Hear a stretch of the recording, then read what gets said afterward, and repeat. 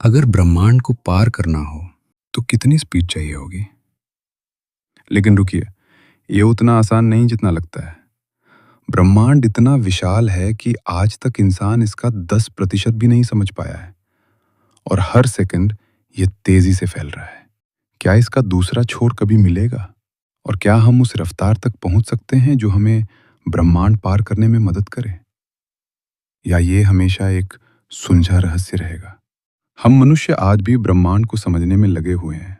जैसे ही हम ब्रह्मांड के किसी रहस्य से पर्दा उठाते हैं, तो हमारे सामने ब्रह्मांड के कई और रहस्य प्रकट हो जाते हैं। हम जिस दुनिया में रहते हैं, जिसे हम ब्रह्मांड कहते हैं, ये ब्रह्मांड 13.8 अरब साल पुराना है। हमारे ब्रह्मांड की उत्पत्ति एक महाविस्फोट से हुई थी।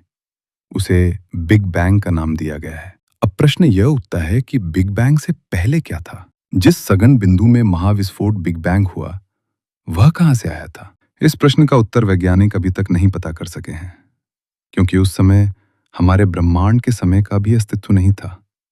बिग बैंग के बाद ही समय अस्तित्व में आया था। दोस्तों, अब सवाल यह आता है कि ब्रह्मांड को किसने बनाया? क्या ब्रह्मांड को गॉड, अल्लाह या ईश्वर ने बनाया है? पृथ्वी पर अरबों लोग इस बात पर विश्वास करते हैं कि हमारे ब्रह्मांड को किसी एक गॉड ने बनाया है, क्योंकि ब्रह्मांड के कण-कण में हमें जो व्यवस्था, एक निश्चितता तथा एक डिजाइन दिखाई देती है, वह इसी बात की तरफ इशारा करती है कि इस ब्रह्मांड को किसी गॉड ने बनाया है। क्योंकि विज्ञान में किसी भी बात को मानने के लिए सबूत, प्रूफ का होना आवश्यक है। इसीलिए वैज्ञानिक अभी यह नहीं मानते हैं कि इस ब्रह्मांड को किसी गॉड ने बनाया है, क्योंकि इसका कोई प्रूफ, कोई भौतिक साक्ष्य मौजूद नहीं है।